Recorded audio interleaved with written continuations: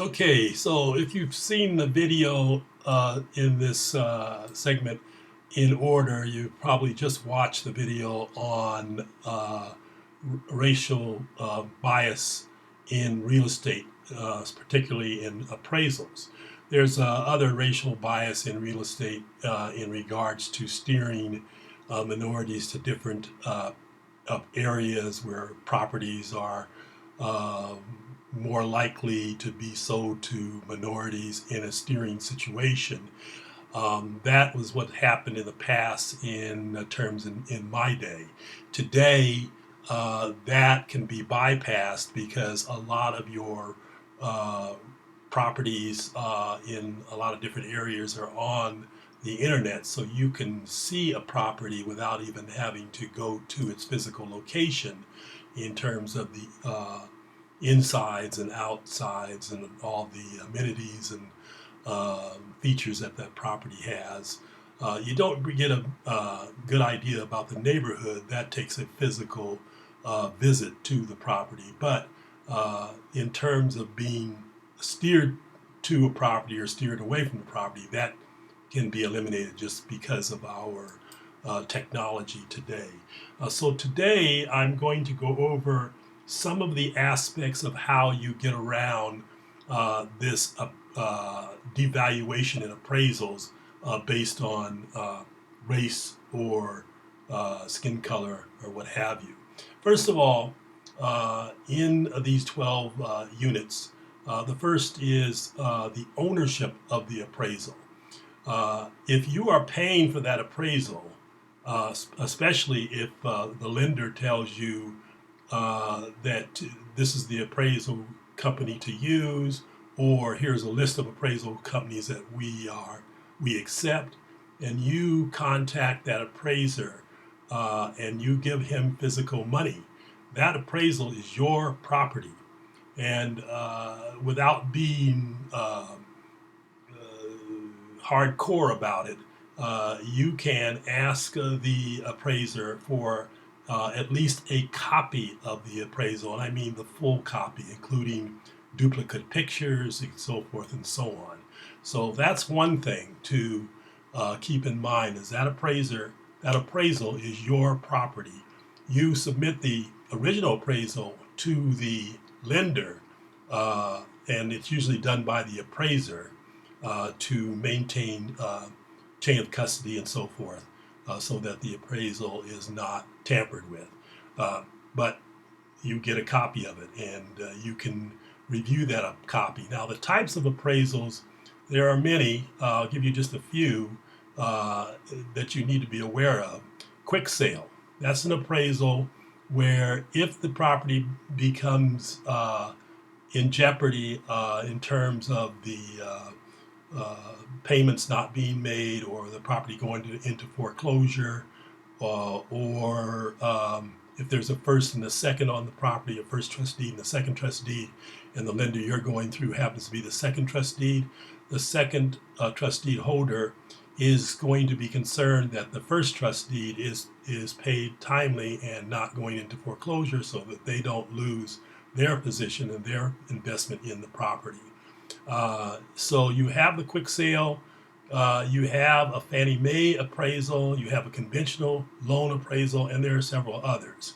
But these three are important.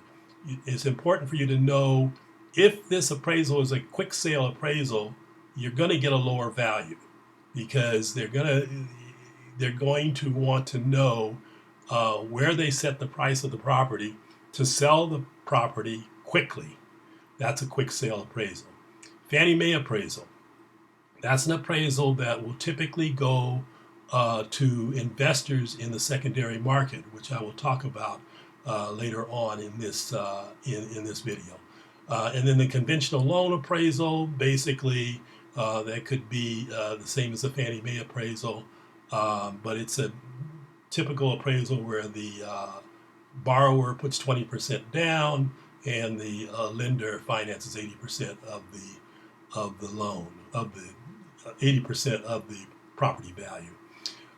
The types of loans You probably know we just spoke about the conventional loan and the government loan, a government guaranteed loan. So a government loan and a government guaranteed loan are two different types of loans, but there you have the government guaranteed loan, the conventional loan, and then the all famous subprime loan.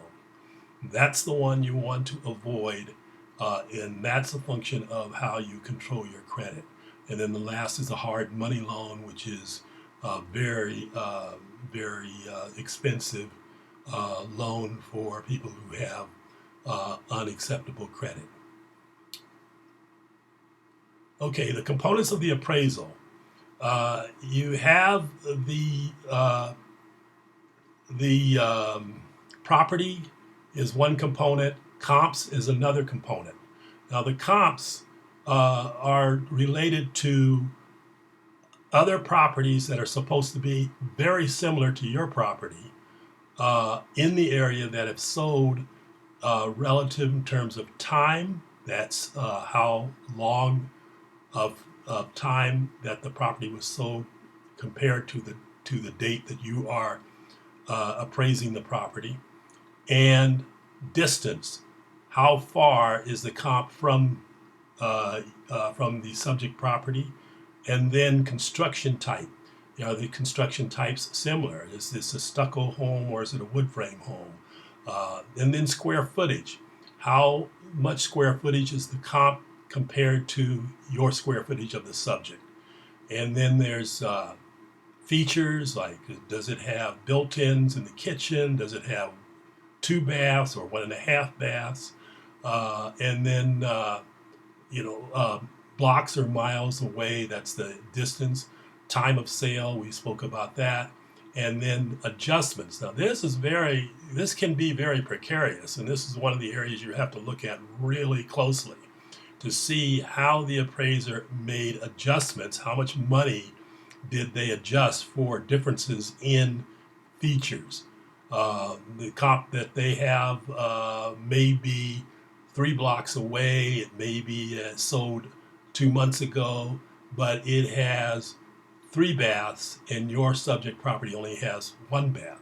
How do they adjust? How much credit do they give for the extra 2 baths, or from the comparable property to the subject property? The subject property is your property. That's the property that you are engaging the appraiser to give a value to. Then lender's willingness to service the area. How far away is the lender's primary or headquarters compared to where the property is? Now, in a lot of cases, it doesn't matter how far away because the lender is going to, or I should call him the originator, the original lender is going to sell that trust deed on the secondary market to investors, and I'll talk about that in a minute, to investors that will invest in a bulk of mortgages. So we'll go over that in a minute. Now, in terms of the lender, there is what is known in the brokerage community as rate sheets. Now, your rate sheets give certain information on the types of loans they're looking to originate.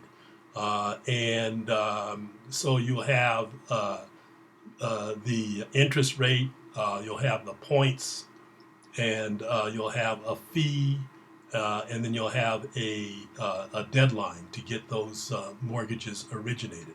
So the interest rate might be, in today's money, let's talk about maybe 3%. And then the points for the borrower that has to pay, the borrower has to pay, might be 1 point.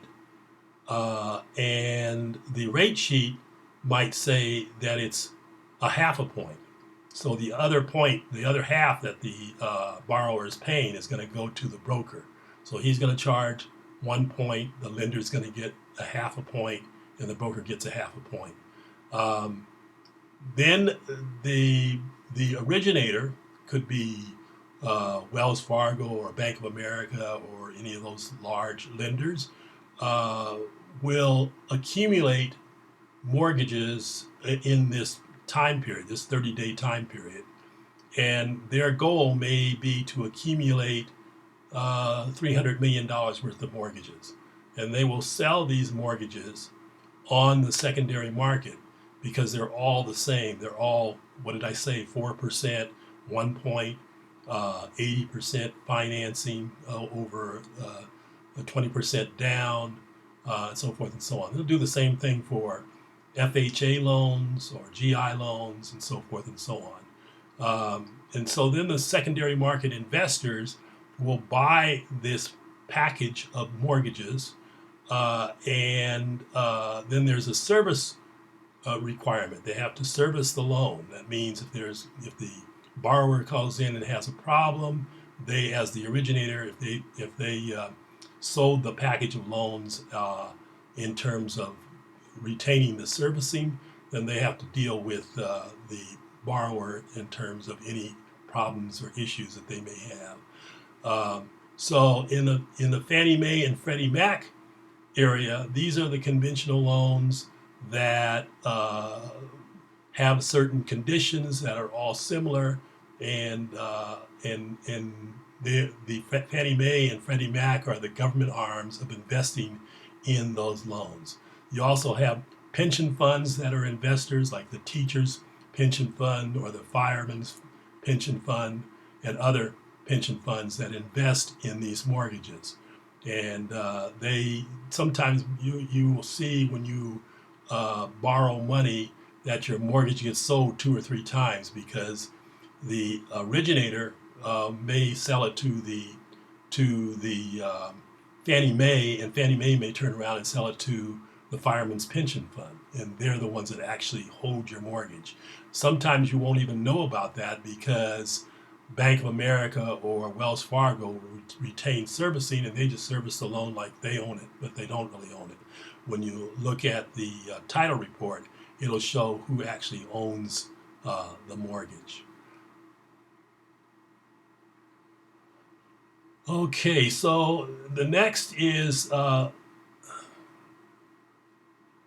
you want to look at in preparing for getting the appraisal that you want that shows the true and actual value of your property.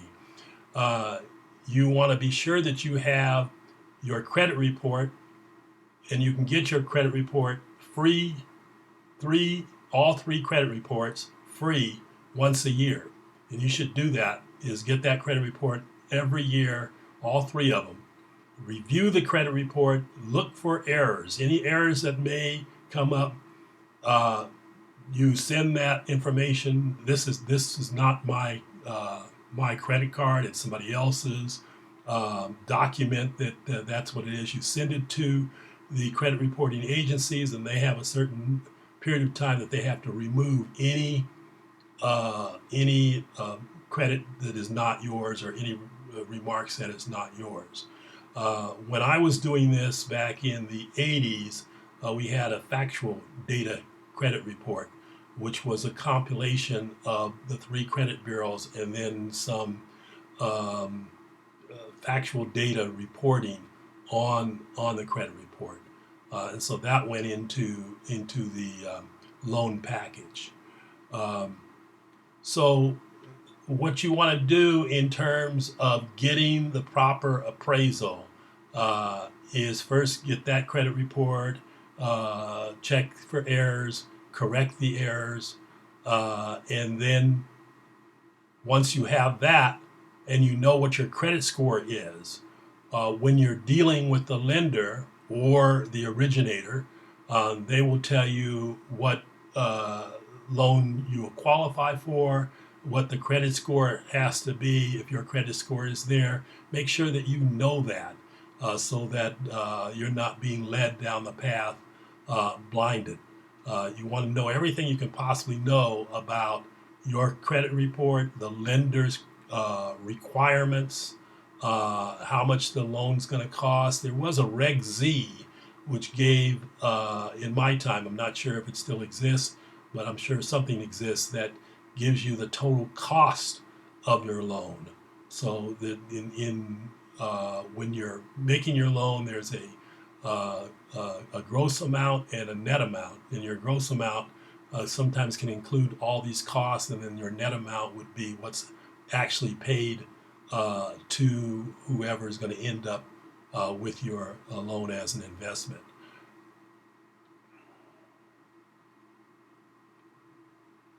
So when you start with your loan or start looking for a lender, you want to start with the well-known banks. Sometimes they have the best rates because they control part of the market. They may have a subsidiary that's a discount subsidiary to brokers who come in with several loans during the month, and that's how they build these large $300 million, $500 million, $1 billion portfolios that they sell on the secondary market, and they retain the servicing. So, like I said, you wanted to know what your cost is, know what your credit score is, and know what the lender's criteria is for getting the loan that's advertised that's attractive to you. So we have Fannie Mae requirements, we have Freddie Mac requirements, which are government loans, and then we have the government loan guaranteed loans, which is FHA and GI.